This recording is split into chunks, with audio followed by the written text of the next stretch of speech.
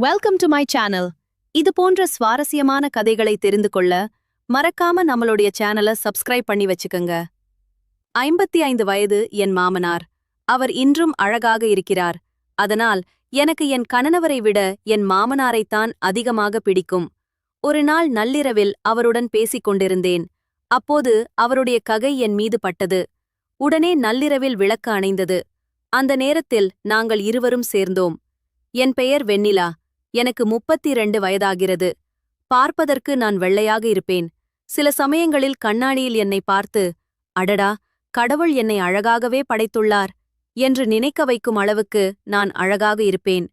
என் கண்கள் மிகவும் சிறியதாக இருக்கும். நான் சிரித்தால் ஒரு மலர் போல் மலர்ந்தது போலவே இருப்பதாக மக்கள் சொல்வார்கள். ஆனால் இதையெல்லாம் நான் ஏன் சொல்கிறேன் என்றால், என் வாழ்க்கையில் கதை மிக வித்தியாசமானது. நான் கிராமத்தில் பிறந்தவள். ஆனால் திருமணத்திற்குப் பிறகு இந்த வீட்டில்தான் இருக்கிறேன். என் மாமியார் ஒரு சிறிய கிராமத்தில் வாழ்ந்தார். அவருடைய வீடு சுற்றிலும் வயல்வெளிகள். என்னுடைய கணவனின் பெயர் ராகுல். அவர் நகரத்தில் ஒரு கம்பெனியில் மேலாளராக வேலை செய்கிறார். அவர் மாதத்திற்கு ஒரு முறைதான், அதுவும் வார இறுதி நாட்களில் மட்டுமே வீட்டுக்கு வருவார். மற்ற நேரங்களில் நான் தனியாகத்தான் இருக்கிறேன். வீட்டை பார்த்துக் கொள்கிறேன், சமைக்கிறேன். மேலும் திருமணத்திற்குப் பிறகு கிடைக்க வேண்டிய அன்பும் துணையும் எங்கே போயிற்று என யோசித்துக் கொண்டே இருக்கிறேன். ராகுல் நல்லவர்தான். ஆனால் வேலை காரணமாக தூரமாக இருக்கிறார். அவர் வரும்போது என்னிடம் மிகவும் அன்பாக இருப்பார். நானும் அவரிடம் அன்பாக இருப்பேன். ஆனால் அது நீடிக்கவில்லை. எப்பொழுது வந்தாலும் அவர் சோர்வாகவே காணப்படுவார். அதனால் நான் தான் என்ன செய்ய முடியும்? காத்திருப்பதைத் தவிர. வீட்டில் வேறு நபர்களும் இருக்கிறார்கள். என் கணவரின் தம்பி. அவன் பெயர் அஜய். அவன் கல்லூரிக்குச் செல்கிறான். கிராமத்திலிருந்து பேருந்தில் தினமும் கல்லூரிக்குச் செல்கிறான். அவனுக்கு 20 வயதாகிறது. படிப்பில் நல்லவன். ஆனால் வீட்டில் கொஞ்சம் குறும்புக்காரன். அவனும் அவனுடைய சகோதரி, அதாவது என் நாத்தனார். அவளுடைய பெயர் ரீனா. இருவரும் ஒன்றாக கல்லூரிக்குச் செல்கிறார்கள். ரீனாவுக்கு 19 வயதாகிறது. மிகவும் துருதுருவென ஃபேஷன் ஆர்வம் கொண்டவள். ஆனால் கிராமத்து பெண் என்பதால் வீட்டு வேலைகளிலும் உதவி செய்வாள். என் மாமியார் இறந்து பல வருடங்கள் ஆகிவிட்டன. அவர் இதய நோயால் இறந்துவிட்டார். அன்றிலிருந்து மாமனார் தனியாகத்தான் இருக்கிறார். அவர் பெயர் ராகவன். இராணுவத்திலிருந்து ஓய்வு பெற்றவர். அவருக்கு சுமார் 55 வயதிருக்கும். ஆனால் இப்போது பார்த்தால் கூட இளமையாக இருப்பது போலவே தெரிவார். உயரமான தோற்றம் மற்றும் இராணுவ பாணியில் வைத்திருக்கும் மீசைகள். தினமும் அதிகாலையில் எழுந்து வயல்வெளியில் வேலை செய்கிறார். டிராக்டர் ஓட்டுகிறார், பயிர்களை பார்க்கிறார். கிராமத்தில் உள்ள அனைவரும் அவரை இராணுவ வீரரே என்றுதான் அழைக்கிறார்கள். ஏனெனில் அவர் வீட்டிலும் எல்லாவற்றையும் அவர்தான் பார்த்துக் கொள்கிறார். மற்றவர்களைப் போல நானும் அவரை இராணுவ வீரரே மாமா என்றுதான் கூப்பிடுவேன்.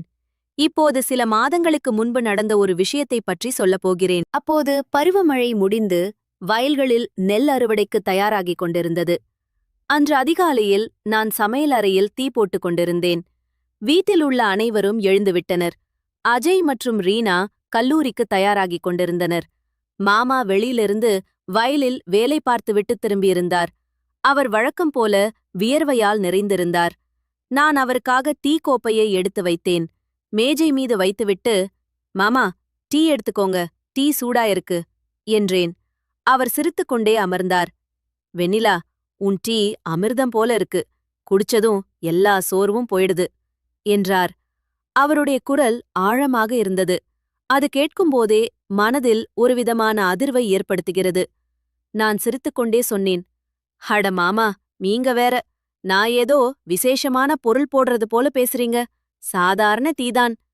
ஆனால் மனதிற்குள் நினைத்தேன், அவர் ஏன் இப்படி பேசுகிறார்? இதில் ஏதாவது அர்த்தம் இருக்குமா? ஆனால் ஒருவேளை நான் அதிகமாக யோசிக்கிறேன் போல. அவர் டீ குடித்துக் கொண்டே சொன்னார், இல்லை வெண்ணிலா, உன் கைகளில் ஏதோ வித்தை இருக்கு. ராகுலுக்கு என்ன ஆச்சுன்னு தெரியல. நகரத்தில் மாட்டிக்கிட்டான். நீ இங்க தனியா இருக்க, அவன் உனக்கு நேரம் கொடுக்கணும். பரவாயில்ல, அவன் நேரம் கொடுக்கலேனா என்ன, நான் இருக்கேன்ல என்றார். நானும் அமைதியாக தலையசைத்தேன். ஆமாம், நான் தனியாகத்தான் இருக்கிறேன் என்று நினைத்தேன். ராகுலிடமிருந்து திருமணத்திற்குப் பிறகு கிடைக்க வேண்டிய அன்பும் மரியாதையும் கிடைக்கவில்லை. அப்படிங்கிறதுதான் உண்மை. இரவுகள் நீளமாகத் தோன்றுகின்றன. சில சமயம் ஏதோ ஒன்று குறைவது போல உணர்கிறேன். ஆனால் என்ன செய்வது? மாமா டீயை முடித்துவிட்டு எழுந்து சென்றார். பாரு மருமகளே, வயல்ல எனக்கு கொஞ்சம் உதவி செய். நீ சும்மா இருந்தா வந்து உதவி செய் என்றார். சில காய்கறிகளை பறிக்கணும், வருகிறாயா என்று கேட்டார். நானும் சம்மதம் தெரிவித்தேன். ஏனென்றால் வீட்டில் வேலை செய்ய எதுவுமே இல்லை.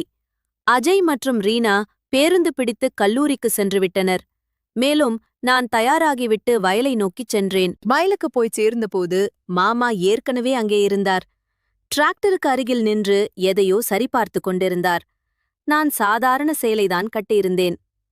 மாமா, என்ன வேலை என்று கேட்டேன். அவர் திரும்பி பார்த்தார். அவருடைய பார்வை என் முகத்தில் சிறிது நேரம் நின்றது. பிறகு அவர், நீ அந்த கத்திரிக்காயையும் தக்காளியையும் பறித்துக்கொள், நான் டிராக்டரை ஓட்டுகிறேன் என்றார். நானும் சரி என்று சொல்லி வேலை செய்ய ஆரம்பித்தேன். மாமாவின் பார்வை சில சமயங்களில் இங்கேதான் வரும் என்று எனக்கும் தெரியும். ஆனால் எதுவும் சொல்ல மாட்டார். சும்மா வேலை செய்து கொண்டே இருப்பார். அவர் என்னை கவனிக்கிறாரா? அவர் மனதில் ஏதாவது இருக்கிறதா என்று நான் யோசித்துக் கொண்டே இருந்தேன். ஆனால் இல்லை. அவர் தனியாக இருப்பவர். ஒருவேளை சும்மா பார்க்கிறார் போல. வேலை செய்து கொண்டே பேச ஆரம்பித்தோம். மாமா சொன்னார், வெண்ணிலா, உன் வயதில் உள்ள பெண்களெல்லாம் சுத்தித் திரியிறாங்க. ஆனா நீ இங்க கிராமத்தில் மாட்டிக்கிட்ட. ராகுலிடம் சொல்லி உன்னை நகரத்துக்கு கூட்டிட்டு போகச் சொல்லு அப்படின்னு சொன்னாரு. நானும் சொன்னேன், மாமா, நகரத்துல என்ன இருக்கு? இங்க நீங்க இருக்கிறீங்க, வீடு இருக்கு, ராகுல் தான் பிஸியா இருக்கிறாரே என்றேன். அவரும் சிரித்தார். ஆமாம், ஆனால் ஒரு இளம்பெண்ணுக்கு திருமணத்திற்குப் பின் கிடைக்க வேண்டிய அவளுடைய கணவனின் துணையும் மரியாதையும் நேரமும்தான். நான் கிழவன்தான், ஆனால் எனக்கு புரியுது என்றார். நான் அமைதியாகவே இருந்து வேலை செய்தேன். மாமா ஏன் இந்த நாட்களில் இதையெல்லாம் பேசுகிறார் என்று எனக்கு தெரியவில்லை. பின்னர் நாங்கள் இருவரும் சேர்ந்து காய்கறிகளை சேகரித்தோம். மாமா ஒரு பெரிய கத்திரிக்காயை எடுத்து, வெண்ணிலா, இது எவ்வளவு அழகாக இருக்கு பாரி என்றார். நானும் சிரித்துக்கொண்டேன். ஆமாம், நீங்களும் தான் அழகாக இருக்கிறீங்களே, ஆர்மியில் இருந்தவர்தானே என்றேன். அவரும், ஆமாம், நான் தினமும் உடற்பயிற்சி செய்வேன் என்றார். நாங்கள் இருவரும் சாதாரணமாக பேசிக் கொண்டிருந்தோம். நாங்கள் இருவரும் சிரித்துக்கொண்டே வீடு திரும்பினோம். மாமாவுடன் நேரம் நன்றாகச் செல்கிறது. தனிமை குறைவாகத் தெரிகிறது. பிறகு மாலையானது. அஜய் மற்றும் ரீனா திரும்பினார்கள். ரீனா சொன்னாள், அண்ணி, இன்னைக்கு காலேஜ்ல என்ன ஆச்சு தெரியுமா? ஒரு பையன் என்னைய பார்த்துக்கிட்டே இருக்கான் என்றாள். நானும் சிரித்துக்கொண்டேன். அட நீ வேற, இப்போ படிப்புல கவனம் செலுத்து என்றேன். அஜய் சொன்னான், ஆமா அக்கா, ஆனா அண்ணி, நீங்க வீட்ல தனியா இருக்க கஷ்டமா இருக்குமே, அப்பா கூட பயலுக்கு போறீங்களா என்று கேட்டான். நானும், ஆமாம், மாமாவுடன் வயலுக்குச் செல்வது மனசுக்கு நல்லா இருக்கு என்றேன். மாமா அவர் அறையில் இருந்தார். ஆனால் ஒருவேளை நான் பேசுவதையெல்லாம் அவர் கேட்டுக்கொண்டிருந்திருக்கலாம். இரவு உணவுக்கு அனைவரும் ஒன்றாக அமர்ந்திருந்தோம். மாமாவும் சொன்னார், வெண்ணிலா, உன் சாப்பாடு பிரமாதமா இருக்கு. இப்படி மென்மையாகவும் சூடாகவும் ரொட்டிகள் மிகவும் நன்றாக இருக்கிறது என்றார். நானும் புன்னகைத்து, ஆமா மாமா, உங்களுக்கு சாப்பாடு பிடிச்சதில் எனக்கு சந்தோஷம் என்றேன். ராத்திரி படுக்கைக்கு படுத்தபோது மாமாவின் பேச்சுக்களும் அவருடைய பார்வைகளும் என்ன அர்த்தமாக இருக்கும் என்று நான் யோசித்துக் கொண்டே இருந்தேன். ஆனால் இல்லை, அவர் ஒரு நல்ல மனிதர் மட்டும்தான். தனியாக இருக்கிறார், அவ்வளவுதான். அடுத்த நாள் காலையிலும் அதே வழக்கம் போல நான் டீ போட்டுக் கொண்டிருந்தேன். மாமா என் அருகில் வந்து, வெண்ணிலா, வயலில் உன்னுடைய நேத்தைய வேலை நல்லா இருந்துச்சு. இன்னைக்கும் வயலுக்கு வேலைக்கு வரியா என்று கேட்டார். அவருடைய பார்வை சற்று வித்தியாசமாகவே இருந்தது. நானும், ஆமா மாமா, நான் வேலைக்கு வருகிறேன் என்றேன். வயலில் இன்று நாங்கள் பயிருக்கு களை பிடுங்கிக் கொண்டிருந்தோம். பயிர்களுக்கு பூச்சி மருந்து தெளித்தோம். நான் மாமாவுக்கு உதவினேன். பூச்சி மருந்து தெளித்ததில் என் சேலை லேசாக நனைந்தது. மாமா என்னை பார்த்தார். ஆனால் எதுவும் சொல்லவில்லை. வெண்ணிலா, கவனமாக வேலையை பாரு என்றார். நான் பேச்சை மாற்றினேன். மாமா, நீங்க ஆர்மியில் என்ன வேலை செஞ்சீங்க என்று கேட்டேன். அவர் தன்னுடைய கதைகளைச் சொல்ல ஆரம்பித்தார். இந்தியா பார்டரில் எப்படி இருந்தீர்கள், பயிற்சி மற்றும் எப்படி எதிரிகளை குறிவைத்தார்கள் என்று எல்லாவற்றையும் சொல்லிக் கொண்டிருந்தார். நான் கேட்டுக்கொண்டிருந்தேன். நாங்கள் நண்பர்களாக ஆகி வருவது போல உணர்ந்தேன். நாட்களும் இப்படியே மெதுவாக கடந்து சென்றன. தினமும் இதுபோல சிறிய சிறிய உரையாடல்கள். நான் ராகுலை தவறவிட்டாலும் மாமாவுடன் நேரம் நன்றாகச் சென்றது. ரீனா மற்றும் அஜயும் அதை கவனித்தார்கள். ரீனாவும் சொன்னாள், அண்ணி, அப்பா உங்களோடு இருக்கும்போது ரொம்ப சந்தோஷமா இருக்கார் போல என்றாள். நானும் சிரித்தேன். ஆனால் மனதிற்குள் இதுவெல்லாம் என்ன என்று யோசித்தேன். ஆனால் உண்மையில் இது தனிமையின் நட்பு மட்டும்தான். ஒருநாள் மாலையில் அனைவரும் வீட்டிலிருந்தபோது மாமாவும் சொன்னார், வெனிலா, நாளைக்கு கிராமத்தில் திருவிழா இருக்கு, போகலாமா என்று கேட்டார். நானும் ஆமாம், ஆனால் ராகுல் இல்லையே என்றேன். அவரும் நான் இருக்கேன்ல என்றார். அவருடைய கண்களில் ஒரு பிரகாசம் தெரிந்தது. அவர் வேறு எதையோ சொல்வது போல் இருந்தது. ஆனால் நான் வெறும் துணை என்றுதான் நினைத்தேன். திருவிழா சென்றோம். அங்கே சுற்றி பார்த்தோம், ஊஞ்சலாடினோம். மேலும் மாமா எனக்காக வளையல்கள் வாங்கிக் கொடுத்தார். வெனிலா, இது உனக்கு நல்லா இருக்கு என்றார். நான் அதை அணிந்து கொண்டேன். அவர் அதை பார்த்து கொண்டே இருந்தார். கொஞ்சம் வித்தியாசமாக இருந்தது. ஆனால் உண்மையில் அது ஒரு தந்தை மகள் உறவு போலத்தான் இருந்தது. பின்னர் நாட்களும் கடந்தன. அடுத்த நாட்களில் எங்களுடைய உரையாடல்கள் இன்னும் ஆழமாகின. மாமா சில சமயம் இரவில் என் அறைக்கு வெளியே கடந்து செல்லும்போது, வெனிலா, தூக்கம் வரலையா, பேசலாமா என்று கேட்பார். நானும் வாங்க மாமா, பேசலாம் என்பேன். மேலும் நாங்கள் வாழ்க்கையைப் பற்றி பேசுவோம். அவர், நீ சிறியவள், உனக்கு ராகுலிடமிருந்து அன்பு கிடைக்க வேண்டும் என்பார். நானும் அமைதியாக இருந்தேன். பின்னர் ஒரு நாள் வீட்டில் எல்லோரும் வெளியே போயிருந்தார்கள். அஜய் மற்றும் ரீனா கல்லூரி சுற்றுலாவுக்காக 2 நாட்கள் வெளியே சென்று விட்டார்கள். அப்போது நான் தனிமையில்தான் இருந்தேன். மாமாவும் தனிமையில்தான் இருந்தார். இருவரும் பக்கத்து பக்கத்து அறையில் இருந்து கொண்டிருந்தோம். ராகுல் வழக்கம் போல நகரத்தில்தான் இருந்தார். நான் வீட்டில் தனியாக வீட்டை சுத்தம் செய்து கொண்டிருந்தேன். மாமா வயலிலிருந்து திரும்பி வந்து சொன்னார், வெனிலா, என் அறைக்கு வா, ஒரு முக்கியமான விஷயம் பேசணும் என்றார். அவர் குரலில் ஏதோ வித்தியாசமாக இருந்தது. நான் லேசாக பயந்து விட்டேன். என் இதயம் படபடத்தது. என்ன விஷயமாக இருக்கும்? நான் அவருடைய அறைக்குச் சென்றேன். அறை சுத்தமாகவும் நேர்த்தியாகவும் இருந்தது. இராணுவ ஒழுக்கம். கட்டிலுக்கு மேலே அவருடைய பழைய சீருடை படம் மாட்டப்பட்டிருந்தது. மாமா கட்டிலின் ஓரத்தில் உட்கார்ந்திருந்தார். என்னை பார்த்து சைகை செய்தார். வெனிலா, இங்கே உட்கார் என்றார். நான் மெதுவாக அமர்ந்தேன். மாமா ஒரு ஆழமான மூச்சு விட்டுச் சொன்னார், வெனிலா, இப்போது நம் இருவருக்கும் இடையில் ஒரு நல்ல நட்பு ஏற்பட்டுள்ளது. நீ என்னை உன் நண்பனாக நினைக்கிறாயல்லவா? இப்போது உண்மையைச் சொல். நீ என்ன விரும்புகிறாய்? நீ ரொம்ப நாளாக சோகமாக இருப்பதை நான் பார்க்கிறேன். என்ன விஷயம்?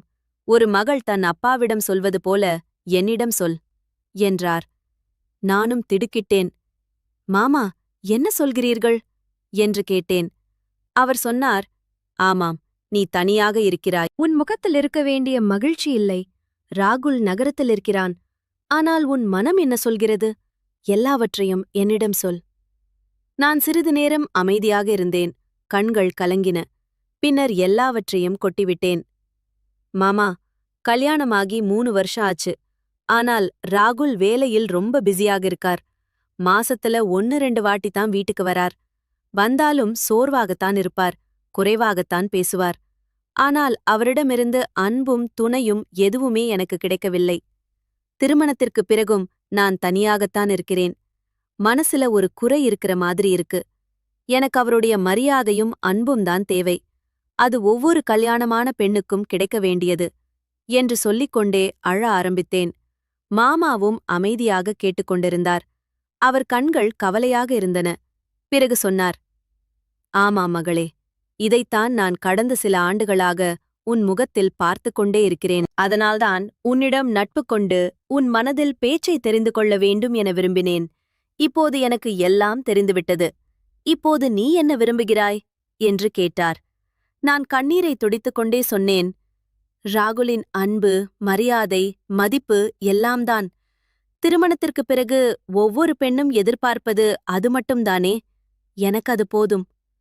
இவ்வளவு சொல்லிவிட்டு நானும் அழுது கொண்டே அறையிலிருந்து வெளியே ஓடி வந்தேன்.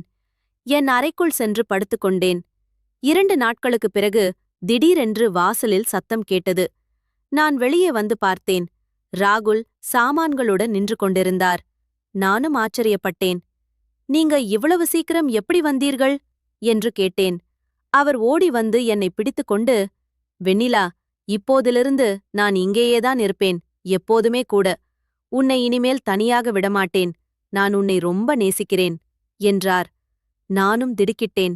மீண்டும் கண்ணீர் வந்தது. ஆனால் மகிழ்ச்சியால். ஆனால் உங்கள் வேலை, கம்பெனி என்னாச்சு என்று கேட்டேன். அவர் சொன்னார், வேலையை விட்டுவிட்டேன். அப்பா ஃபோன் பண்ணி எல்லாத்தையும் சொல்லிவிட்டார். உன் சோகம், உன் வழி. அவர் என்ன சொன்னார்? மகனே, உன் மனைவியை நீ பார்த்துக்கொள், இல்லேன்னா உன் வாழ்க்கை வீணாகிவிடும் என்றார். நானும் புரிந்து கொண்டேன். இனிமேல் நான் வீட்டிலிருந்தே வேலை செய்வேன், இல்லேன்னா உள்ளூரிலேயே ஒரு வேலை பார்ப்பேன்.